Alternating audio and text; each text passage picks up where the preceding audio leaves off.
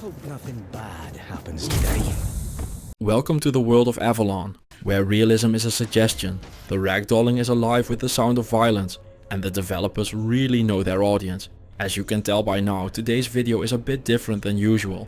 That is because the very nice people from Awakened Realms asked me to review Tainted Grail, the fall of Avalon. I had never heard of it, but they asked nicely and the screenshots they added in their mail looked pretty damn sweet. So here we are. For full disclosure, they gave me a key to play the game for free, but no money was given. They did ask me if I wanted to get the collector's edition of the game, and I know that when total strangers online ask you for your home address with the promise of free shit, you give it. Stranger danger, never heard of it. So earlier today I got a huge box delivered with all sorts of goodies in it, like this mouse mat, this magnet that is now chilling on my fridge, an art book, a sketchbook, this awesome looking steel plate, a coin, and this sick ass looking statue that is now residing on the windowsill of my office. All kidding aside, they were really cool about everything and asked me two things: to be honest about what I think and not spoil the story, which is perfect, cause I wouldn't have bothered with it anyway. So if you're looking for story stuff, this is not the video for you. I'm not gonna force you to sit through the entire thing to get the conclusion. Here you go. The game is sweet, I definitely had fun playing it, and if you're into dark fantasy games, you should give it a try. I played the game on medium graphic settings, cause my hardware just couldn't handle recording on the higher settings, so while I think the game looks good, it will look even better if you have better hardware than I do. With that being said, let's get into things, shall we?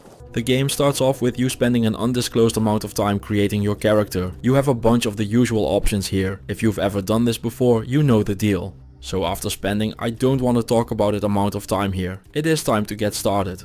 You wake up in a jail being threatened with a good time by one of the guards, which I got told is like Skyrim, but I wouldn't know, cause I've never played that. The next comparison I got told about is Oblivion, which I've also never played. You strike up a conversation with him and tell him your life story, which is just the class selection, which as far as I can tell barely matters beyond your starting gear and setup. As you can see, you can choose melee, casting, stealth, or just mix and match into whatever you feel like. After his promise of beatings, I am in a bludgeoning mood, and I would also bet serious money that every single creator ever will make a mage, cause wizards always are the strongest build in any RPG ever, and every single content creator will be playing that, cause we are all very unique, creative, and definitely don't reuse the same things again and again. With my unexpected date getting more heated, it comes to an abrupt end as a guy goes ahead and phases into existence. I thought it was my computer being wonky at first, but I saw other people showing the same thing in their videos, so it wasn't me. And the more I got into things, the more I was sure of that. One of the first things you find after escaping the jail is the worst fear of every gamer everywhere. With some mild showcasing of my detective skills in the jail, I come, just like this guy, to the conclusion that he has suffered from the worst nightmare of every gamer. I always got told that touching yourself is bad for your hearing, which is why I never listen to what people say. But this man has gone a step beyond. This man has managed to jerk himself to death. But what could possibly be the culprit? Well, the first clue I found was this piece of literature about the art of gathering apples and laying siege, an excellent tutorial for the start of the game. This leads me to my second clue, cause you see, this game has items you can take, which I figured this clip was perfect for showing off. It definitely had nothing to do with the drawing on the wall. As I mentioned earlier, I'm not going to talk about the story, but before you find the first fight, you do encounter some other jailed people that seem to be having the time of their lives. I don't know what happened to them, but I'm sure she's never felt that way before. Further into the jail, a man very jealous of all the fun we are having attacks us. He is just one guy, so how hard could he be? Well, as it turns out, I'm not even able to win the tutorial fight. That is definitely not an ominous sign of things to come or anything. Remember all the character creation I did earlier? Yeah, time to wear gear that fully covers me, not even 5 minutes into the game. Good thing I didn't spend almost an hour deciding if my character should have freckles or not. Attempt 2 ends up going much smoother, so I get to make my way further into the jail, where I encounter an undead. All I can say is that I am happy that it's just the one guy, cause I barely managed to beat him. Oh wait, there's more of you. Well, guess I am going to be joining your ranks right about now. I don't know what's up or if I'm even supposed to be fighting these guys in the tutorial area. But they managed to kick my ass until I happened to just get lucky and happened to have an attempt where the other two zombies just don't engage, allowing me to run away. Gee, I wonder why all the smart streamers pick sorcerers. Oh, by the way, on my victory over the first undead I got a page for my bestiary. This is a lot of text that I will never even pretend to read. but it does show the love and care put into the game's lore and world building. The next mechanic I encountered is lockpicking. I have no clue what I'm doing with this, so I just twisted stuff around until something happened, but I'm sure there is a better way of doing this. My inexperience with these kind of games really starts to show once I'm out the jail though. I found what I thought was a button to make the bridge happen. But, well, I was wrong. This does allow me to answer one question that I always get, which is why do I play on a controller? Well, my dear viewer, cause when I play on keyboard mouse, my gameplay looks like this. Yes, that is me falling into a pit in the tutorial area time and time again. Fortunately, there is a solution to this. The game has a third-person mode, and while the developers warned in their emails that this mode isn't optimized yet, I had no problem playing with it whatsoever. Rabbit, this is just you showing off. There are multiple perspectives to play in. This has nothing to do with playing on a controller or not. Well, yeah. Having made my way past the jumps of the tutorial area, I come into a place I will recognize anywhere. Welcome to Tristram. In front of us is the well from Diablo 1, and the piles of word are on your every side. After getting out of Tristram, you get this sick looking welcome screen, followed up by Avalon's entry into the Eurovision Song Contest. All kidding aside, this song is sweet and really showcases just how dark the game can get.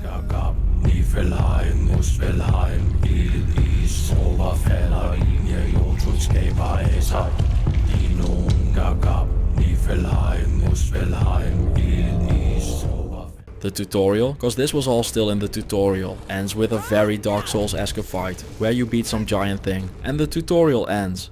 After the tutorial you end up in the actual open world, where you get access to something that feels very familiar, the bonfire. Yes, this is exactly the same as in Dark Souls, and I am all here for it. A bit into the open world, I got my first level up, which means it's time to look at the other part of what makes RPGs so fun to play. Min-maxing and telling other players they suck when their build isn't optimized to the 0.00001 optimal percent. So what do we have for this option wise? I'm obviously not going to deep into it, but you have your stats in the form of strength, endurance, dexterity, spirituality, practicality and perception. All of these are really clear in what they do, and there are explanations if you want them as well. I wish every single stat screen I ever saw looked like this. Take note, other games, we don't need a fancy looking stat screen, we just want to be able to see what the fuck is going on. This screen is perfect, 10 out of 10, no notes. Please developers of the game, never change it. I didn't even have time to try it all, but the game has crafting, alchemy, cooking, farming, housing and even fishing.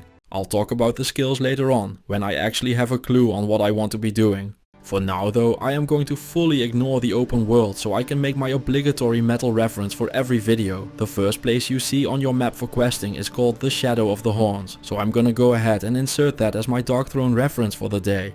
The Shadow is filled with all sorts of people you can talk to and mingle with. It's all very interesting and enjoyable, but also very story focused. And like I said earlier, the developers asked me not to, so I won't get into that. But just know that there are people there, and that I definitely won't kill them later. You level up random stuff by doing random stuff, so like here I break both my legs falling down, but I did it really fast, so I get a level in agility. Some monsters you find in the open world carry weapons, like this little Harry Potter gone wild looking guy. He has a big hammer, and I want it. In true real life fashion, I kill him and take his shit. And while I think it's funny how you take the two-hander that you don't have the strength for and use a semi-relaxed fist to swing it over your shoulder, I do wish the developers would find a way to make it so that your gear comparison doesn't overlap your character. It usually isn't a problem, but sometimes it really gets in the way when trying to fashion it up. To put it into perspective, this is the first minor thing I found about the game that I wasn't liking. If it wasn't very clear yet, I enjoy this game and they did a really good job with it. But that is for the final conclusion. The open world is also filled with animals. And no, I won't explain why this is the angle I chose to show that with. I didn't get all hot and bothered in the jail, you did.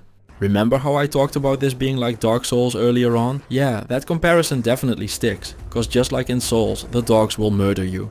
Something that I should also mention is that there is a dash system. You're supposed to use it in combat, like parrying, but I never did. You'll see why in a minute.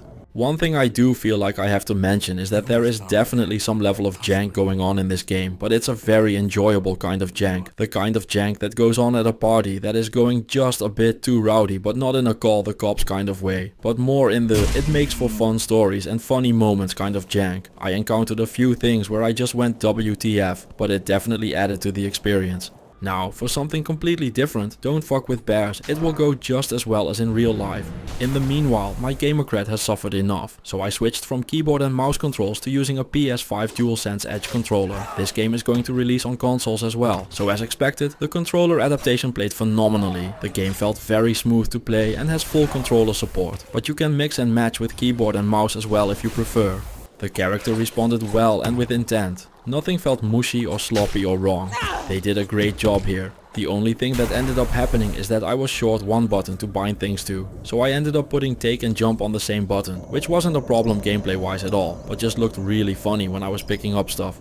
One thing that does happen in the game, but is a problem with the genre and not with the game, is that you get long stretches where just nothing is happening. But like I said, it's a genre problem and why I usually just ignore open world games. Not a game problem at all, but if you're into the whole open world thing, you're probably used to this and won't mind. I personally have the attention span of a cracked up gerbil, so I ended up checking my phone while walking across some of this stuff. But to reiterate once again, and to give some perspective, this is a problem I have with every open world game ever. I had problems with this in Elden Ring, Pokemon Violet and Diablo 4 as well. In all of those, I just full on ignore the whole open world thing. The whole big empty explorable world thing just isn't my cup of tea. Freedom of where to go lives on a spectrum. Something like Dark Souls 3 was too linear for me. But the whole open world thing is too much for me. I'm like Goldilocks in that sense. It needs to be just right. Which is why I love Diablo 2 and Dark Souls one way more than their newer counterparts. Now during all of this I have been getting my ass kicked, but after a while I was able to equip the big hammer I found, and it gave me a new sense of purpose, cause while I was getting my ass kicked, this fancy pantsy two-handed weapon skill tree, and yes, you have one of these for everything you want, like and enjoy, allows me to become a very powerful woman indeed. Now I do the ass kicking. See that man calmly minding his own business, absolutely fucking yeeted into the stratosphere. Just like with agility, you level your hammer skills with use. The obvious intent is that you fight monsters with it, but leveling up on unsuspecting NPCs is much easier. This does draw quite a crowd, but I'm sure you can figure out a way of dealing with them. Same for the monsters, I don't know why, but just casually catapulting enemies is hilarious. With the basics of the game being shown off, I decide to do some questing, which brings me to a door which requires Fran's key. Sure, no problem, I'll just go and hit up Fran for the key. So I looked through the lands far and wide and then again. And again at night. But nothing, no Fran. During my searches I ended up finding a boss fight, and while it looks really cool, you can tell I over leveled a bit during the search for Fran, seeing as how I literally two-shot the boss, which definitely isn't cause I have things set to the easiest mode possible, but I honestly can't even blame the game. I'm level 50 in what is still the first area, cause while all of this has been looking epic, heavily varied and huge, I've still only shown the first area of the game. All of this you've seen in the video is just the tutorial and the starting area. After this boss fight I decided to start editing my footage and try to figure out what was going on. During that I came across this clip. Yeah, so that is me yeeting Fran across the map for memes. So it turns out I totally killed her. Oh well, at least I still had fun getting here. I'm sure the developers give you another way of getting into the next area. I can't imagine something like this being overseen. But I had a video to get done, so no more time to look. Now the only thing I have left to do is to make sure that no one knows about my little oopsie poopsie with Fran's door. Despite managing to maybe or maybe not softlock the game, I had a good time with this. My original plan was to play for 3, maybe 4 hours. I ended up going through the entire first area of the game before I screwed myself over and decided that killing everyone for memes was the only solution. Yeeting everything around with a big hammer had me laughing out loud and I found myself wanting to play more. All in all, this game is nothing you've never seen before, but it doesn't need to be. I'll take a very well done game over an original idea every single time. If you're into lovely done open world RPGs that don't take themselves too serious, you'll probably like this one. It's about 50 to 70 hours long according to the developers. There are over 200 side quests, so if you want to spend your time ignoring the story like me, you totally can. You can definitely sink a couple days into this and have fun with it. I mean, I sure did. I'm definitely going to play more, but that's it for now. As always, thank you to the channel members and Patreons, and I will see you all in the next one.